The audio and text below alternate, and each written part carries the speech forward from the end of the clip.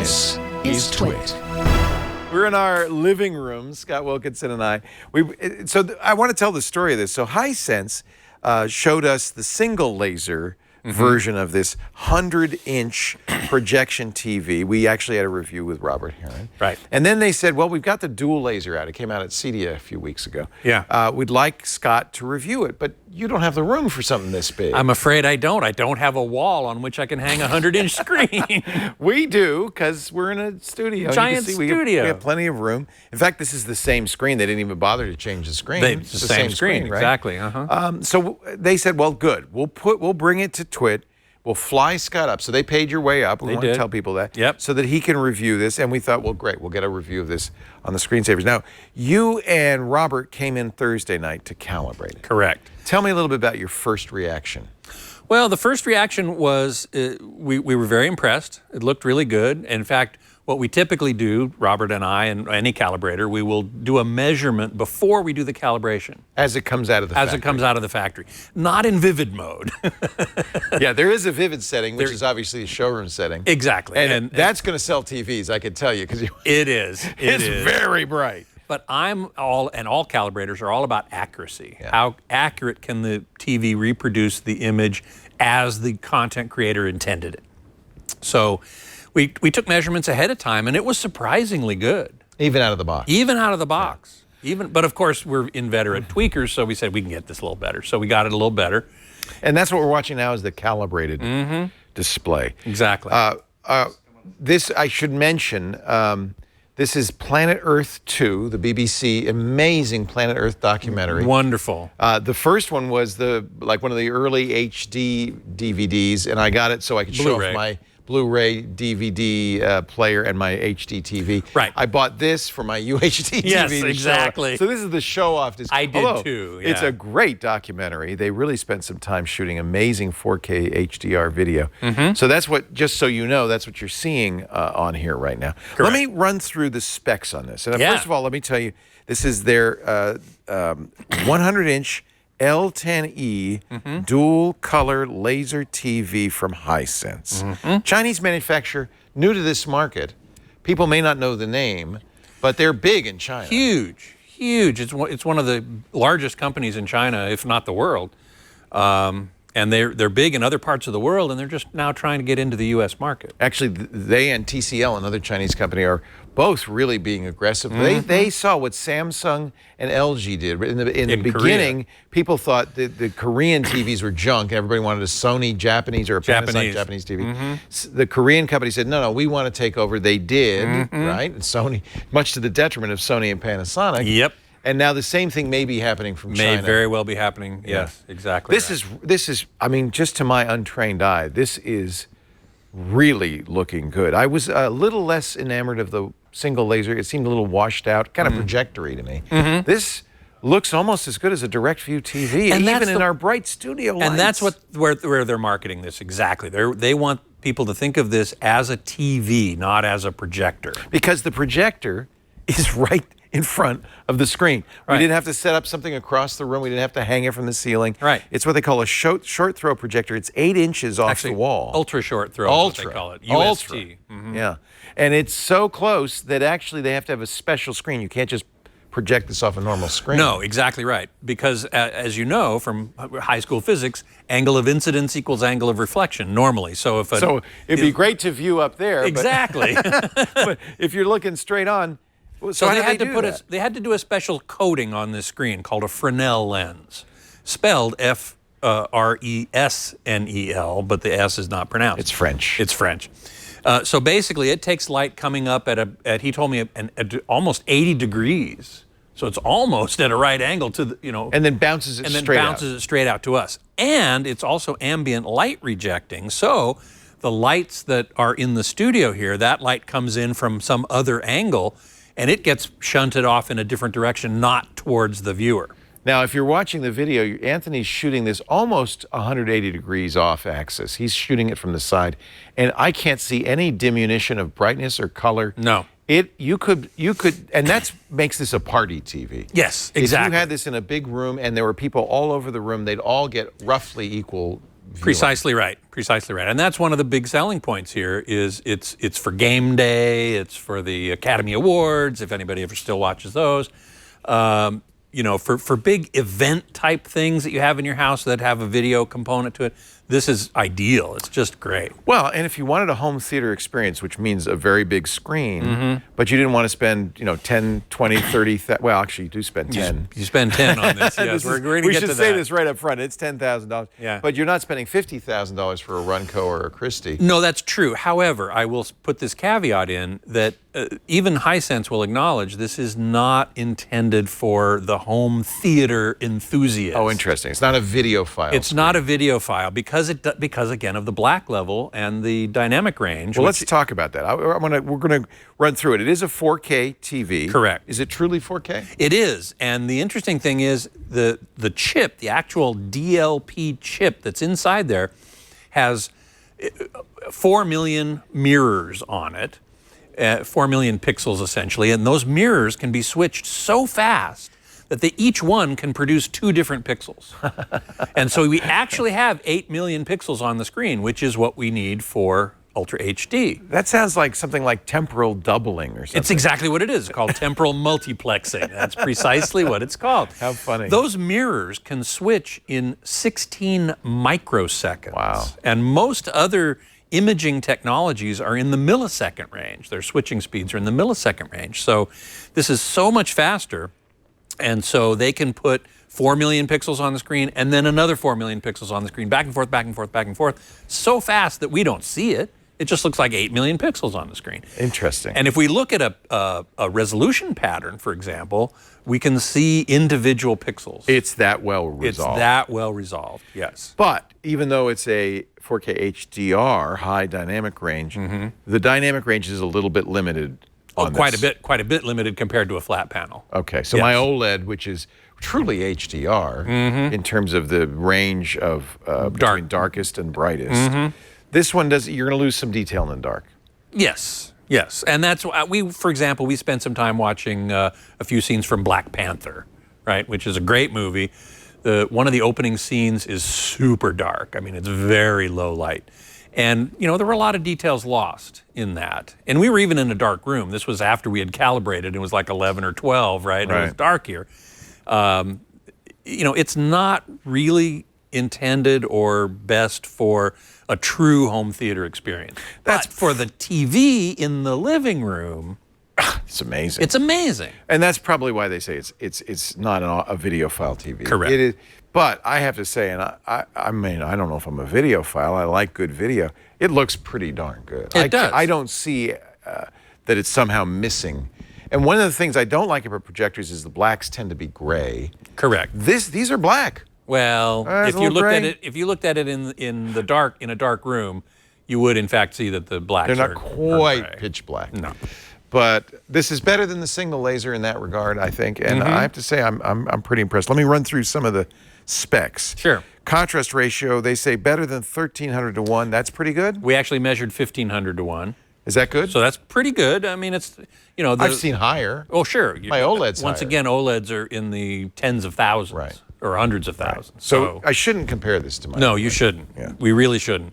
But it's got a pretty darn good contrast ratio for DLP. Again, this technology, DLP, which is basically a chip with a bunch of micro mirrors, tiny little mirrors that wiggle back and forth really quick. And you get black by angling the mirror so that the light hitting it doesn't go through the lens. Oh, how interesting. That's how that works. But it's not perfect. So there's some scattering. There's so some you're gonna scattering. You're going to get some light through the lens. Yeah. Exactly. That's why they don't get the great I black. have to tell you, though, I'm looking at a dark mountain with a bright sky, bright clouds, dark valleys, and it looks gorgeous. It looks like we're almost there. I mean, it really is pretty impressive. Yeah, the motion looks really good. It is. They are getting a good wide color gamut. They're getting It said they claim 95% of P3. And we measured 98. That's almost the full P3 Almost full P3 color gamut, which is the gamut of commercial cinema. So you're getting movie quality. Yep. At least the color accurate. Does that mean accuracy? Well, it means it's covering that range of colors. But you've calibrated, And we've calibrated so it is accurate. Correct. You didn't have to say, well, we're not going to be able to show that dark of a red because we can't get there. No, it's almost all there. Yeah, exactly. Now, right. HDR10, I was told that that's the only kind of HDR you're going to get at a projector at this price range. That is correct. Normal. That's normal. There are no projectors that do any other type. Well, I guess some projectors do HLG, which is the broadcast. Should we even say HDR though, given what you've told me? You know, there are those who would call this EDR, extended dynamic range. It's a little better than standard. Days, whatever that is. Yeah, the old days. The old days. Yes, that is correct. But I mean, even when you go to the cinema, you go to a Dolby Cinema, they call, or IMAX, they call that extended dynamic range. So I think that's a more appropriate word for this. Right. I have to say to me the dual laser has greatly improved color. I'm sure that's true. The detail is really nice. Yep. I feel like, don't you feel like it's a very detailed, yes, absolutely. good looking picture? No question about it. No question. The other thing they do with the laser, which I like, you know, one of the problems with projectors, a lot of projectors, you have to buy a new bulb fairly frequently. Precisely. And it's expensive. It's over $100. Oh, at least $100. And it's the more worst like thing possible. You got movie night and your bulb dies. That's right. Not only that, but over the life of the bulb, its brightness decreases over time. This doesn't use bulbs. No. It's lasers. Yes, two lasers, a red one and a blue one. The red one is that's the red color of the red, green, and blue that we need to make a full color image. The blue one, some of the blue light goes directly to the imager to make the blue.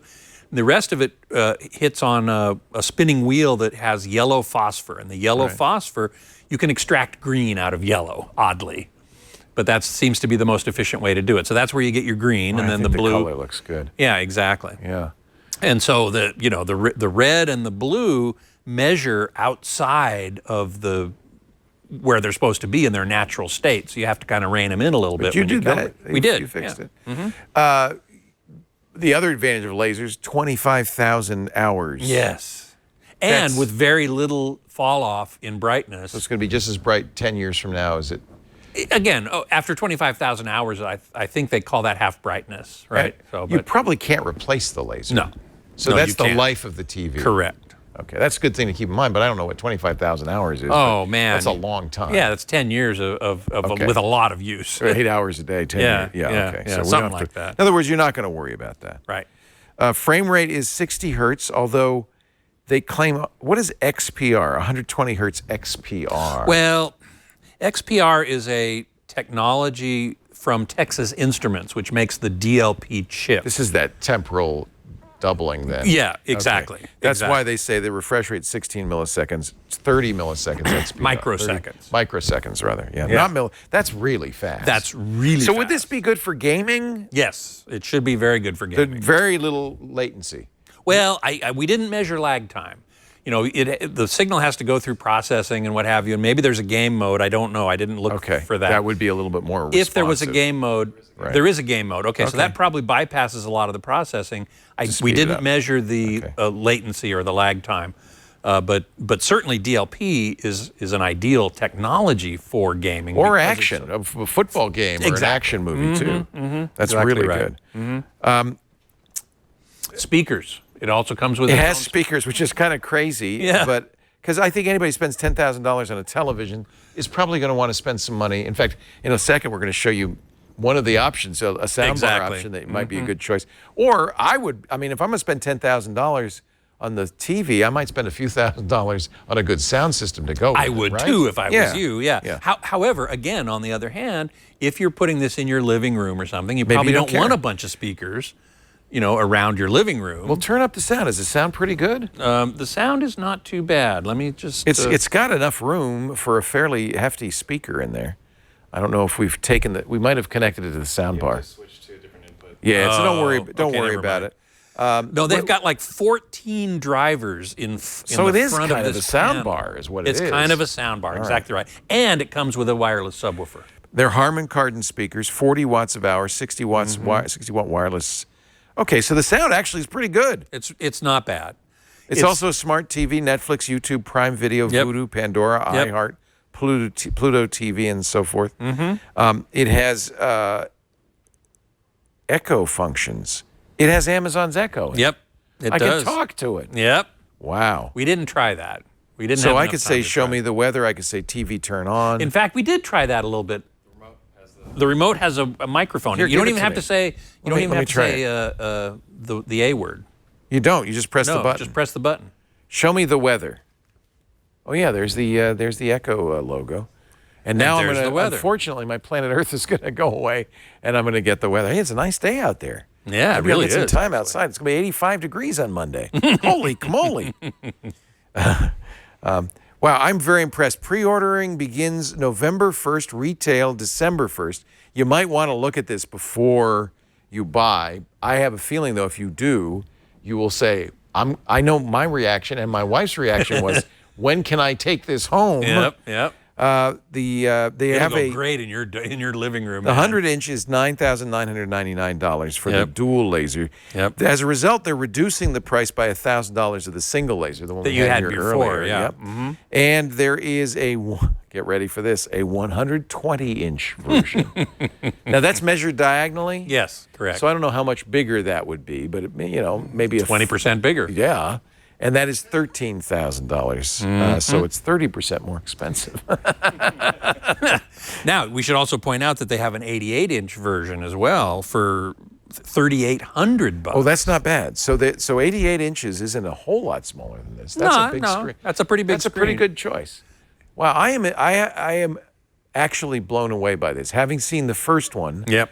And it was good, but not great. Yeah. I feel like this is very nice. And for a living, I'll keep my OLED in my den. Keep your OLED in your den, and where we can darken the room and we can have movie night. Right. But boy, I think this would be really great in a living room, in a great room, in a public area. Yep. Maybe for your parties, for your football games. Definitely for your parties and football games. This would be ideal. Boy. Really good. I think the detail, what I really like is the detail. Look at the fur.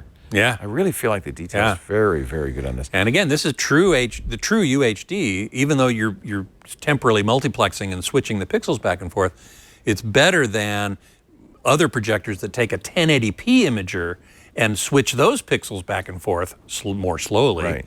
But you're only getting half the number of pixels that you are with this. So the negatives on this, it's not a video file. Correct. Television. Black levels aren't great.